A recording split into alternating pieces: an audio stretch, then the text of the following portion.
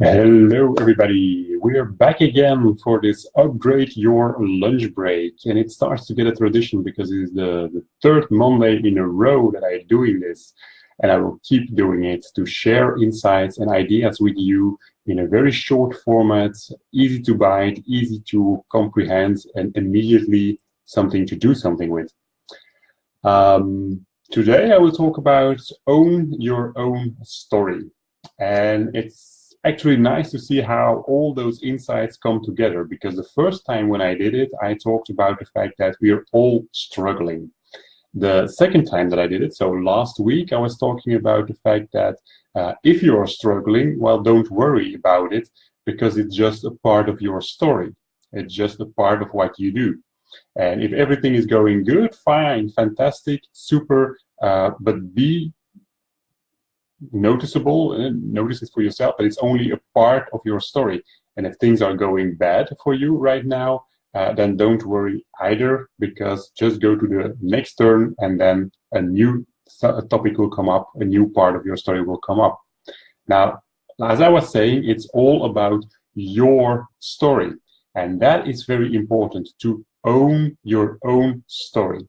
And why is it important to own that story? Well, because nobody else can live your story. Nobody else can live your life. And so you have to be proud on your own story. You have to be proud on the things you do, even when you reflect back on them and then you notice for yourself and you see from, well, if I could redo them all over again, then I would probably do them in a different way. Well, okay, can be, but then you can learn something from that. And that is what makes it so important. If you own your own story, if it's just a continuum of all the things that you do, then that creates really the foundation, really the basis on which you can build to upgrade your life and to go on further.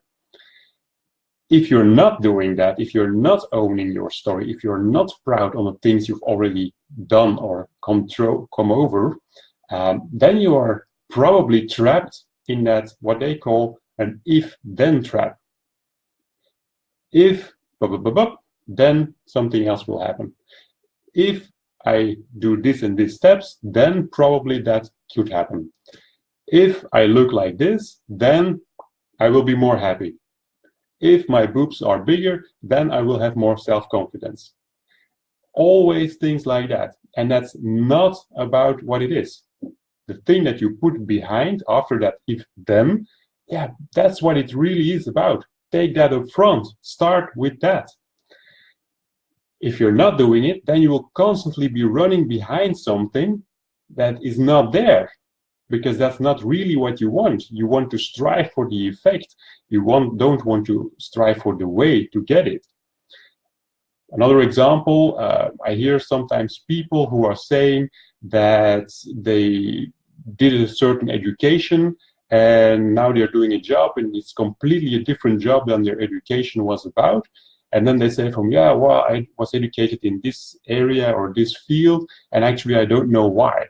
Well, that's wrong.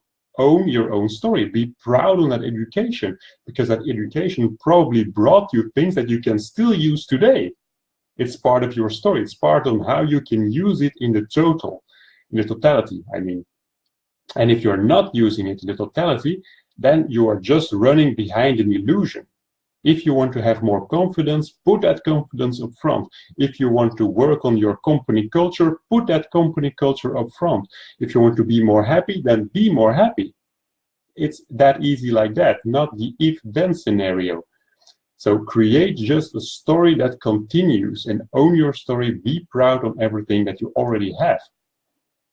Now, let me give a few other examples here, or let me go a bit deeper into it. And another example could be the self-development. I see a lot of self-development and change programs fail. And in my eyes, that is exactly because they're also not clear enough about the starting point. They're also willing to run away from something instead of running towards something. And that, again, has all to do with owning your own story. If you're owning your own story, if you're proud on the things you already did, overcome, then that really is the foundation. And then you can go on and you can say from, okay, I'm right now in this place. I know where that story comes from. I know how I got up here. And now I can go further. If you only want to leave something behind, yeah, then you will never reach it, because then you're just running away from something. And there is a very beautiful song, the song I Gotta Be Me from Sammy Davis Jr. And that song, the lyrics of that song really express very good what I want to talk about. So I'm just going to read out the lyrics of that song for you. I've gotta be me from Sammy Davis Jr.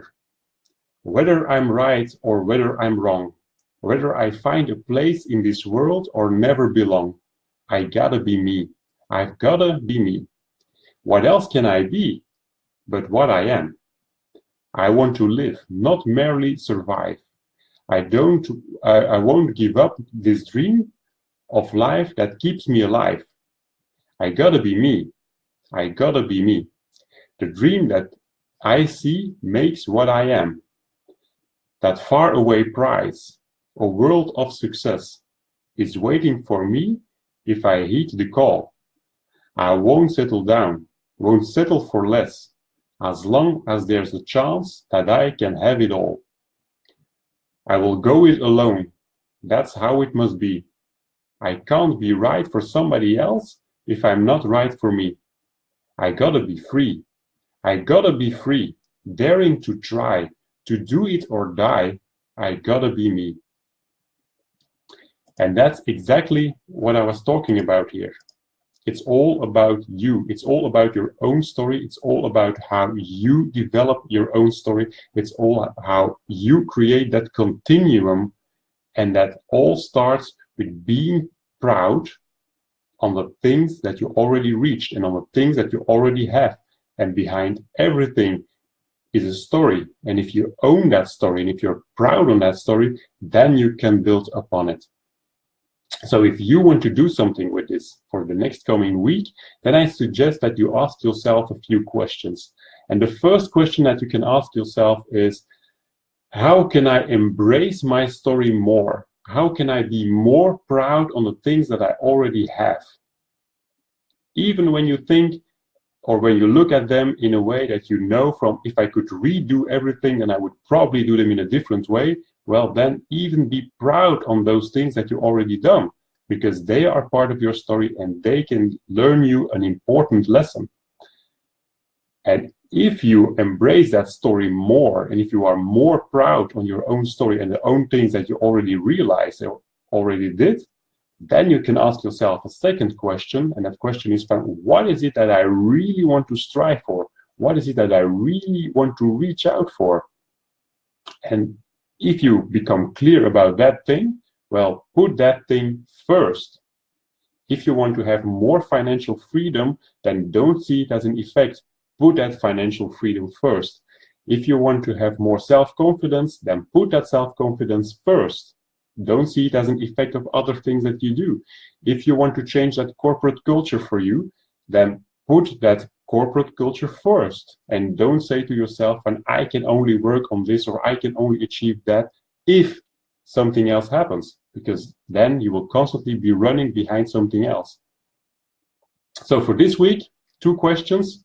How can I embrace my story more? And what is it that I really want to reach out for? And put that up front. I hope this was a nice insight for you. It brought a lot of motivation, hopefully, for you, so you can do something with it. And then next week, next Monday, I will be back with another new insight and something new to build upon. And be proud on all the things that there already are. I'm also proud on all the videos that I create, even when I know that there are a lot of things not good at them, but it's all a starting point, and from here on, we can build. See you next week. Bye.